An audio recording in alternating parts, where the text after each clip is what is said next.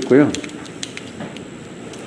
네, 이제 GS 인증, 굿소프트웨어 인증, 네, 국제표준의 평가에 적합한 경우 네, 소프트산업진흥법에 따라서 인증기관에서 GS 마크를 부여하겠다. 네, 이런 마크 찍혀져 있는 회사들 이 소프트 패키지 보셨죠? 네, 그래서 이밸리에이션 모델을 한국형 평가 모델을 만드는데 9126, 1119, 1498 우리 앞에서 배운 그 표준들이 막 여기 이제 홍보자료에 보면 이렇게 나오는 거예요. 이런 거에 근거해서 우리가 평가 기준들을 기신사 휴의를 만들었어. 이렇게 갖고 있어요, 지금 평가기관들이. 그거를 가져온 거고요. 네, 뭐 평가 방법도 이렇게 다양하게 우리가 하고 있어. 뭐 이런 거고요. 그래서 이거를 받고 싶으면 우리랑 상담 및 계약을 체결하고 돈을 내봐. 그럼 우리가 시험을 해주고 돈 받고 이걸 해줄게. 이렇게 말한 거죠. 그래서 GS 인증을 받을 땐 돈을 내야 돼요. 네. 그겁니다. 그래서 이게 하나의 수익 모델화가 되어 있는 거예요. 그래서 한국산업기술시험원 KTL, 그 다음에 정보통신기술협회 TTL 뭐 이런 데가 지금 이것들을 해주고 있어요. 이게 KTL이 직원들 연봉이 엄청나게 이렇게 센 공공기관 중에 하나로 네. 뭐 CBD 기반 이런 것들도 다 만들어서 네, 가지고 있다라고 이제 지금 TTA에서 만든 홍보자료에 들어있는 거예요. 그 다음에 테스트 프로세스 자체를 또 잘할 수 있도록 자기네 내부의 그런 테스트 프로세스인 거죠. 그런 것도 계속 성숙도를 올리기 위해서 우리가 이렇게 노력하고 있어. 자, 그래서 우리를 믿고 GS 인증을 받으면 엄청난 베니핏이 있을 거야. 이렇게 해야, 왜냐면 기업들이 소프트웨어 GS 인증 신청을 많이 해야 돈을 벌거든요. 저기는. 그래서 이제 그런 용도로 쓰고 있는 겁니다. 이제 이런 테스트 프로세스 이제 모델들에 대해서는 유명한 게 이제 TMM 같은 게 있어요. TMM 그러면 왠지 CMM 냄새가 나죠. 실제로 카네기 멜론 쪽에 있는 사람들이 처음에 만들었다가 이제 나가사에 독립해서 만들었다고 또 보완해서 그러더라고요. 그 다음에 프로세스 품질 인증 제도가 있어요. 소프트웨어 프로세스 품질. SP 인증이라고 부릅니다. 이제 이게 그 대기업 참여제한을 걸고 이제 중견 중소로 내려가니까 중견 중소는 사실 품질 조직에 대한 개념이 없어요. 그러다 보니까 소프트웨어 개발 프로세스에 대해서 방법론 이런 것들도 없어요. 이제 굉장히 정부가 당혹스러운 거죠. 그래서 이제 감리기관들도 들어가서 굉장히 힘들어. 방법론에 의해서 처음에 딱 산출물 정의되고 그리고 방법론 따라서 과정을 지켰는지를 감리하러 들어갔는데 방법론이 없는데요. 그래서 이제 감리들이 굉장히 당혹스러운 거죠. 뭘 가지고 감리하지? 그렇다고 이거를 다 퇴짜를 놓으면 발주기관이 다치잖아요. 네. 그러다 보니까 문제가 됐어요. 그래서 중소기업들이 그러면 CMM을 하려고 그러면 CMM 인증받으려면 돈이 어마어마하게 들어요.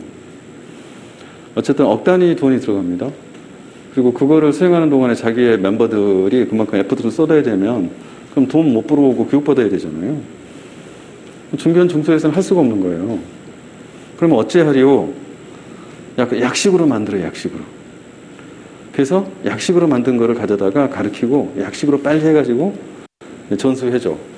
이게 이제 발단이에요. 소프트웨어 프로세스 품질 인증이. 네, 그래서 프로젝트와 조직 관점으로 국내 소프트웨어 기업의 환경 특성에 적합한 소프트웨어 프로세스 역량 수준의 심사 체계를 마련한다. 네, 이렇게 해서 소프트웨어 프로젝트 효율적인 개발 관리 능력은 2등급. 그 다음에 조직 레벨로 프로세스 표준화하고 관리하고 프로세스 개선하는 능력은 3등급. 이렇게 해가지고 2등급 인증, 3등급 인증을 주겠다. 그래서 SP 인증 체계를 급조해서 만들었어요. 그래서 조직 차원, 프로젝트 차원 이렇게 만든 거고요. 이건 이제 프로젝트 관리에 대한 역량을 이제 보는 거고, 이거는 자체적인 개선에 대한 역량을 이제 보는 거죠. 그래서 결국에는 2등급에 보면 개발 프로세스, 지원 프로세스, 프로젝트 관리 프로세스. 어디서 많이 본 것 같아요. 그죠? 그 다음에 여기 위에다가 다시 3등급은 조직 관리 프로세스 개선 얹었어요. 어디서 많이 본 것 같죠? 개발 설명직이잖아요.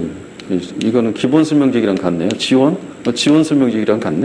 프로젝트 관리, 조직 설명직이네. IS 12207 생각나시죠?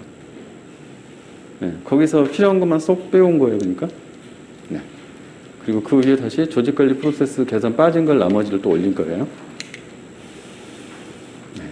뭐 품질 인증 제도는 뭐 인증해줄 기관도 필요하고 그죠? 기준도 필요하고 뭐 지침도 필요하고 뭐 그렇다는 거고 등급이 있어야 등급 인증을 이제 해주고 또 상향 이렇게 동기부여가 되고 뭐 그런 거예요. 네. 그래서 이제 5개 결국에는 프로세스 영역이 있다라는 거고요. 거기에 평가 항목 17개, 그 다음에 세부 평가 항목 76개 이렇게 되는데 이게 평가 항목이 실제로는 프로세스 하의 액티비티들이에요. 그 액티비티를 하느냐라고 물어보는 거죠. 그래서 평가 항목, 프로젝트 계획, 뭐 통제, 관리, 여기서 많이 본 거죠. 그죠? 요구사항 관리, 분석, 설계, 구현, 테스트. 그래서 프로젝트 관리 영역 평가 항목, 개발 영역 평가 항목. 그 하단에 보시면 이제 세부 평가 항목에 거기에 액티비티들이 들어가 있죠. 자, 이런 것들을 하느냐, 먼저 해야 된다라고 알려주는 거예요. 사실 중견 중소기업한테. 이런 걸 해야 프로젝트를 제대로 할 수 있어. 이렇게 알려주려고 그런 거예요.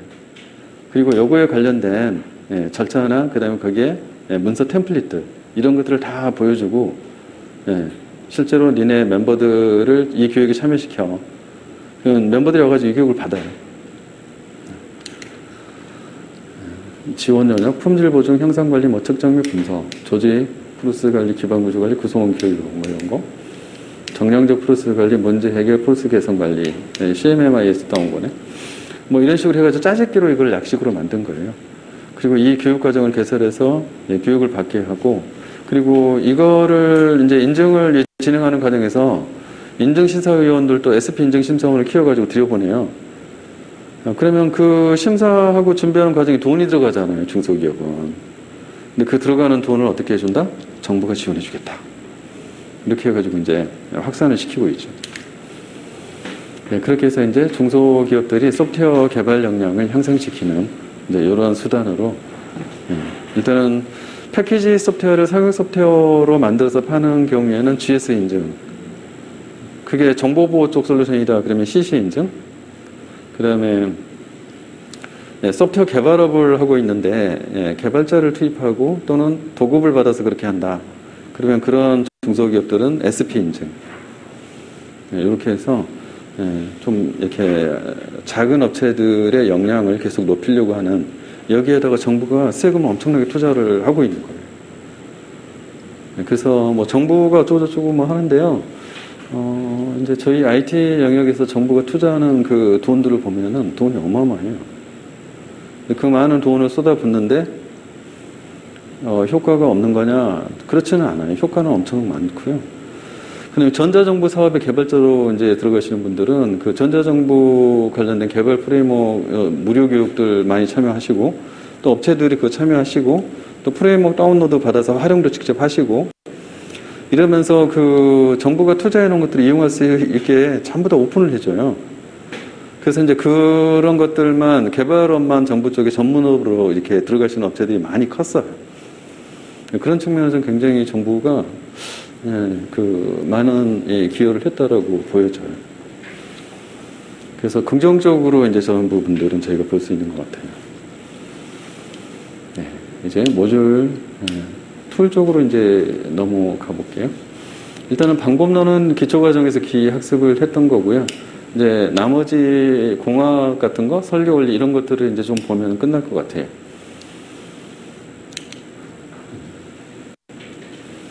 저희가 이제 뭐 요구 공학 그래가지고 이 소프트웨어 공학의 안에 이제 소주제예요. 근데 요구사항 자체도 소프트웨어 공학만큼이나 공학적인 접근들을 하지 않으면 뒤가 다 꼬이네? 이렇게 되는 거예요. 그래서 소프트웨어 프로젝트의 대부분의 실패 요인은 애초에 이 요구사항 정의 단계부터 시작이 됐다. 이렇게 보는 거거든요. 그래서 결국에는 요구사항을 어떻게 관리할 거냐, 이 부분이 소프트웨어 이 개발의 성공과 직결이 된다. 이제 이렇게 이야기를 하는 거고요. 요구사항에서의 이 오류라고 하는 부분들은 기술적인 오류도 있겠지만은 실제로는 요구사항 변경이 되는 것 때문에 그런 거예요. 처음에 요구사항이 애매모호하게 정의되거나 또는 식별이 안 되거나 또는 잘못 이해해가지고 요구사항을 잘못 정의를 하거나 이런 것들이 결국에는 뒷단에 가서 발견이 되면은 프로젝트를 처음으로 되돌아다 다시 시작해야 된다는 거예요. 그 정도 임팩트가 있기 때문에 이 부분이 굉장히 중요하다. 뭐 이런 이야기 하는 거예요. 영업은 이렇게 나이스한 그네를 만들어 줄게요. 쇼파가 막 왔다 갔다 하는 거죠. 그죠? 이렇게 이제 영업을 말한다는 거예요. 근데 고객은 사실 이렇게 편안하고 감 나가는 이런 거 말고 나는 요거면 되는데? 근데 영업은 굳이 이걸 주겠다고 하죠. 왜냐면 고객이 내 걸 사줘야 되니까. 네. 근데 사실 필요한 건 이거였는데 고객이 영업한테 이거 주겠다고 그러니까 아 그게 아니고 나 이런 거 필요해 이렇게 설명을 한 거야. 자기도 자기가 필요한 게 뭔지 모르는 거지. 이런 경우가 많잖아요. 그죠?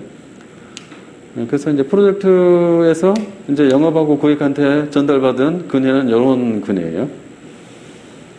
그네가 좀 이상하죠. 기둥하고 기둥을 연결했어요. 근데 이 가지하고 가지를 연결했고 기둥이 그 사이에 있어요. 그네를 뒤로 밀면 기둥에 부딪힐 텐데. 이제 프로젝트에서는 그런 거죠. 이상하다. 요건이 이상하네. 이거 맞아요? 처음에 물어봤는데 고객이 그런 거죠. 맞아. 그런 거지. 영업은 뭐라 그래요? 야, 이거로 바꿔줘. 뭐 이러는 거죠. 쇼파 살 돈이 없거든? 나무로 하자, 그냥. 근데 이상하잖아. 뒤로 밀면 기둥에 부딪힐 텐데 괜찮아? 그건 모르겠고 일단 가. 이렇게 하는 거잖아요. 그래가지고 오케이 갔어요. 왜냐면 이게 제일 쉽거든요. 이거를 이렇게 옮겨서 여기다 매달았어요. 그러면 가지가 힘이 약하면 떨어질 거잖아. 그죠?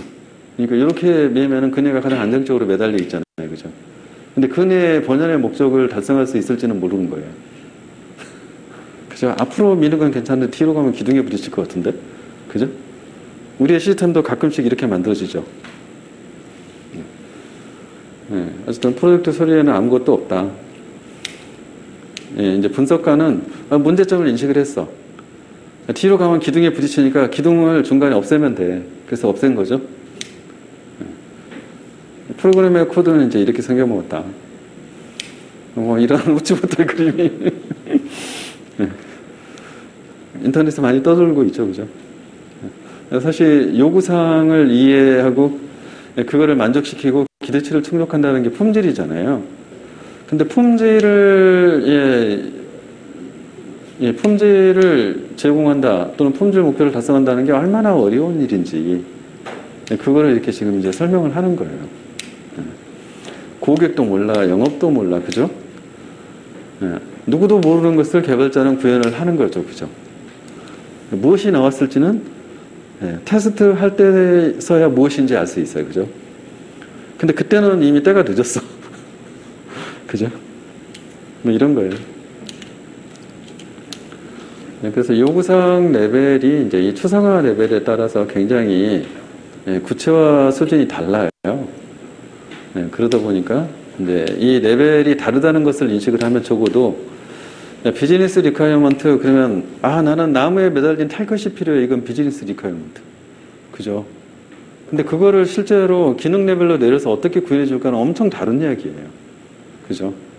그렇기 때문에 최하위의 기능 레벨까지 내려서 어떤 그네를 원하느냐 끈이 계속 내려야 되는 거죠. 이렇게 해야만 정확하게 사용자 또는 고객이 원하는 것을 알 수 있다라는 거고요. 그래서 비즈니스 요구사항, 사용자 요구사항, 기능 요구사항, 시스템 요구사항, 비즈니스 규칙, 품질 속성, 인터페이스 뭐 등등으로 우리가 요구사항 유형을 막 나눠서 이제 이렇게 이제 분류를 해보기도 해요. 그래서 요구공학은 일관성 있게 그런 요구사항 생성 및 관리를 위해서 체계적이고 반복적인 활동을 하는 것이다. 뭐 이렇게 이야기를 하는 거고요. 요구사항 관리에 포함되는 모든 생명주기 활동과 이를 지원하는 프로세스다. 뭐 이렇게 이야기를 해요. 비즈니스 문제 또는 이슈를 식별하고 이해관계자의 니즈와 기대사항을 이해한다. 니즈와 기대사항 사이의 갭을 채운다. 그 다음에 언급되지 않은 기대사항을 발견하며 뭐 요구사항을 정의한다. 등등등등 뭐 나오는데 기대사항이라고 하는 부분은 되게 그 자체도 애매모호한 용어예요. 그래서 우리는 요구사항만 받아들이겠다. 프로젝트 리스크 관련 입장에서는. 그래서 요구사항을 명확히 해주세요.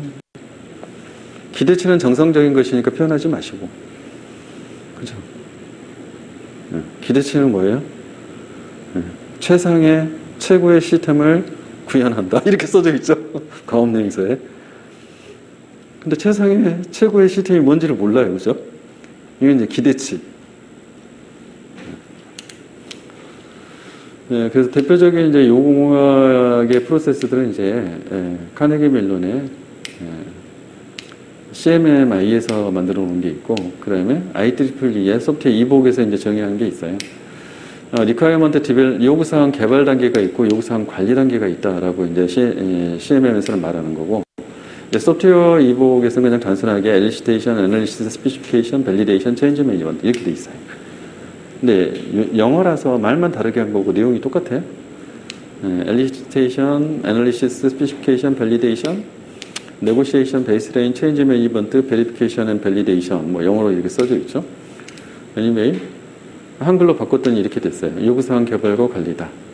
그리고 요구사항 개발은 요구사항을 도출하고 분석하고 명세하고 검증한다. 그래서 도분명검이라고 외우더라. 이렇게 도분명검. 도출, 분석, 명세, 검증. 그럼 이제 요구사항이 개발이 되면은 그거를 관리하는 단계죠. 자, 고객 협상을 해서 네고시에이션이죠. 기준선을 합의해라. 요구사항은 100가지, 1000가지, 10,000가지 나올 수 있어요. 그렇지만 우리 프로젝트에서 할 요구사항은 어디까지다? 베이스라인을 찍어야죠. 그래서 그 베이스라인에서 변경이 되면 그때부터는 요구한다고 반영되는 게 아니야. 변경관리 절차에 의해서 변경관리위원회를 또는 형상관리위원회를 소집해. 그런 다음에 요구사항을 낸 이해 당사자 다 모여. 그런 다음에 고객이 이거 해줘. 그러면 관련된 팀에서 왜 필요해?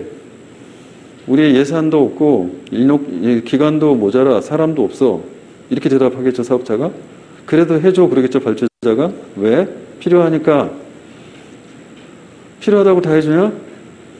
그럼 어떻게 할 건데? 이렇게 물어보겠죠? 그럼 사업자는 뭐라고 그래요? 돈 내 그러겠죠? 돈 없어. 알잖아. 이렇게 되겠죠? 그럼 못하지. 사업자는 이러겠죠? 그럼 고객이 알았어. 검수 때 보자 그러겠죠?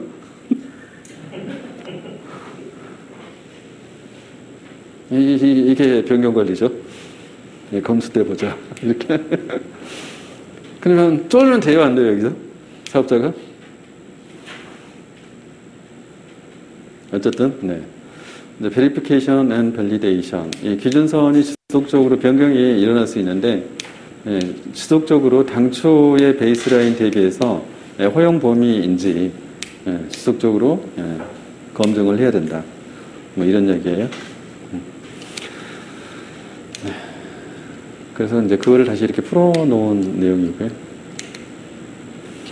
뭐 가끔씩은 논문에 이런 내용들이 이제 나와 있어서 요구사항 변경 관리를 중심으로 추출, 분석, 명세, 검증. 뭐 그림이 좀 그럴싸하죠? 아까 두 개를 이렇게 그리는 것보다는 얘가 시간이 덜 걸릴 것 같아요. 뭐 어느 그림을 쓰시든지 여러분의 선택사항이고, 요구사항 도출 기법, 브레인스토밍, 도큐멘트 어널리시스, 포커스 그룹 뭐 등등등등 굉장히 많아요.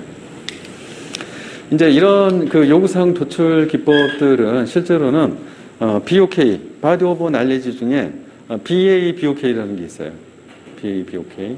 그래서 여러분들이 추가적으로 다운로드 받아서 보세요라고 되어 있는 그 교재를 다운로드 받아보시면 어딘가에 BA, BOK가 있어요.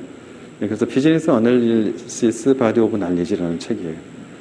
그래서 그 책에 있는 모든 뭐 100 몇 가지가 있는데요. 그게 전부 다 요구사항 도출 기법이에요. 그래서 BA, BOK에서 말하는 요구사항 도출 기법을 아는 대로 설명하세요. 뭐 이런 식의 문제가 나왔어요. 아는 대로 120개를 써야 되는 거죠. 네. anyway, 이제 뭐 우리가 알고 있는 지금까지 모든 방법들이 다 동원되어 있어요. 실제로는 프로토타이핑도 여기 이제 들어가 있고요. 뭐 심지어는 역공학도 들어가 있고요. 예, 뭐 다 들어가 있어요. 뭐 UML도 실제로는 그런 거죠. UML의 유스 케이스 다이어그램 그리잖아요. 이것도 방법이죠, 전부 다. 그래서 요구사항 도출 기법은 끝이 없다. 모든 게 다 요구사항 도출 기법이다. 그래서 요구사항 목록과 정에서 이제 샘플을 가져온 거고요. 요구사항에 대한 아이디, 그 다음에 요구사항명, 그 다음에 구분, 뭐, 기존에 있던 걸 계산하는 거냐, 아니면 신규로 추가되는 기능이냐. 왜냐하면 모든 것이 없이 면 땅에서 시작하는 업무는 없어요. 대부분 정부 사업이든 민간 사업 가보면 기존에 업무가 있어요. 그 업무 운영하는데, 그거를 새로 개비하는 이제 개발 사업을 하는 경우가 태반이에요. 그러면 기존에 아예 없던 게 추가된 거냐, 아니면 기존에 있던 걸 개선하는 거냐, 뭐 이런 구분이 이제 필요한 거죠. 그 다음에, 뭐 요구사항을 실제로 식별한 일자랑, 그 다음에 출처나 근거. 근데 주로 RFP나 제안서가 될 거고요. 이거 하나하나에 대해서 요구사항 정서를 다시 세밀하게 작성을 해서, 여기 뭐, 예를 들면, 일본의 서비스 모시기 관리 이렇게 되어 있는데, 그러면 이거에 대해서 실제로 설명, 세부적인 내용을 써줘야 되는 거죠. 그래야 이해할 수 있고, 이걸 어떻게 이 요구사항을 해결하는 것이냐, 이렇게 정의해주고, 이게 실제로 해결이 됐다는 것을 어떤 기준으로 알 수 있느냐, 승인 기준, 그 다음에 뭐, 제약사항이라든지 또는 변경 내역, 나중에 이 요구사항 내용이 변경이 되는 베이스라인에서 그런 경우는 그 변경 내용이 무엇이고 근거는 어떤 회의록에 있다. 이런 것들을 다 여기다 이제 계속 관리하게 되는 거죠. 그리고 관련 부서가 어디이고 그 다음에 다시 한번 이 출처에 대해서 여기서 못 쓴 출처가 있으면 나머지 여기다 다 기록을 해라.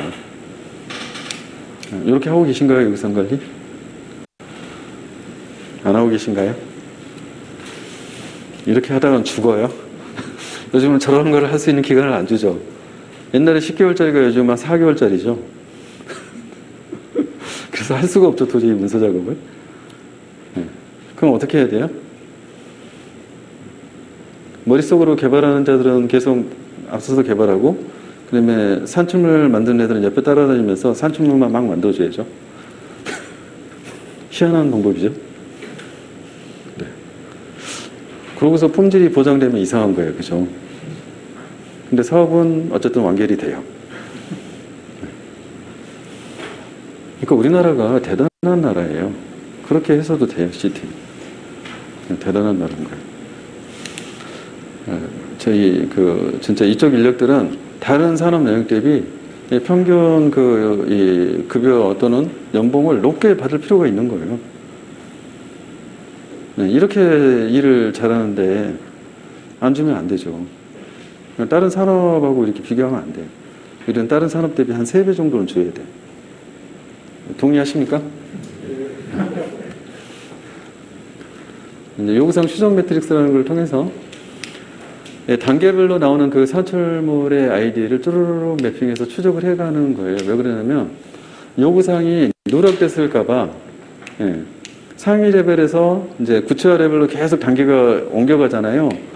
그럼 상위 레벨에서 디파인된 요구사항이 최종 로 데이터의 어느 부분에 가서 실제로는 구현이 됐다.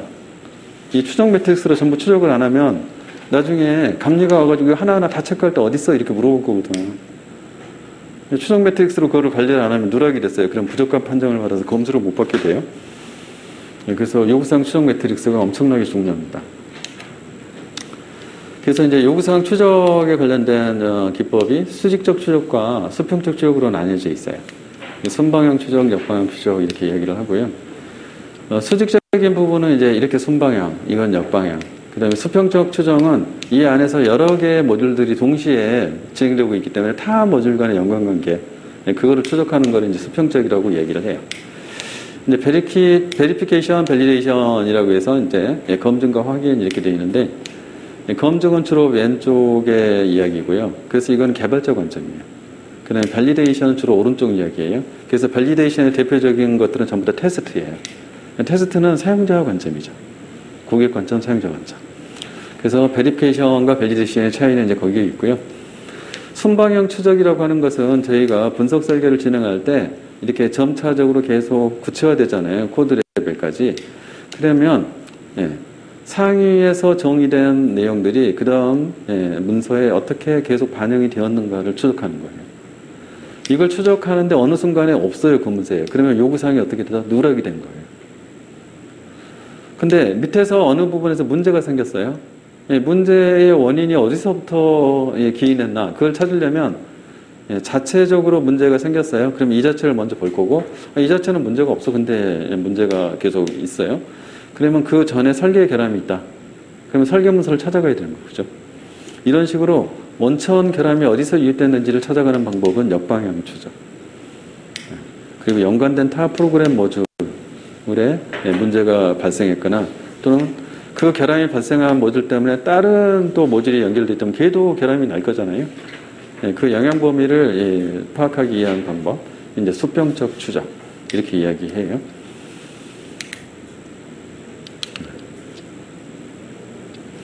그래서 요공학에 관련된 문제가 나오면 이 그림은 무조건 여러분들이 키핑하고 있다고 그려야 돼요. 예. 실제로 요구사항을 어떻게 관리할 거냐? 수직 추적, 수평 추적에서 관리할 거야 이렇게. 예. 그래서 뭐가 필요하다? 예. 이 V 모델이 필요하다. 이걸 V 모델이라고 합니다. 그래서 스테이커 홀더의 리콰이어먼트를 테스트하는 방법은 인수 테스트, 억셉턴스 테스트. 그 다음에 아키텍처 디자인에 대한 부분은 요거는 시스템 디자인을 했다는 거예요. 그래서 시스템 테스트. 시스템 테스트의 대표적인 유형은 하이에 시스템 테스트 할 때 뭐 봐요? 성능 시험, 부하 시험, 그 다음에 보안 시험 이렇게. 그 다음에 디자인 했어요. 디자인 부분, 설계에 관련된 부분은 인티그레이션, 통합 테스트, 통태한다 그러죠. 그래서 모듈 간의 연계성에 문제가 없는지를 보니 통태. 바텀업 또는 탑다운 방식이 있죠. 그 다음에 코드 쪽으로 내려가면 이제 컴포넌트 테스트. 이제 코드 자체는 원래 디버깅을 하고 그 다음에 단위 시험을 하는 거예요. 이제 컴포넌트 시험, 단위 시험. 그래서 단위 시험, 통합 시험, 시스템 시험, 그 다음에 인수 시험. 이렇게 이제 단계가 있다라는 거예요. 이것들이 요구사항에 실제로 개발의 이 단계별로 확인 방법이 이렇게 매핑이 되어 있다. 밸리데이션이라는 이름으로. 이렇게 되는 거예요.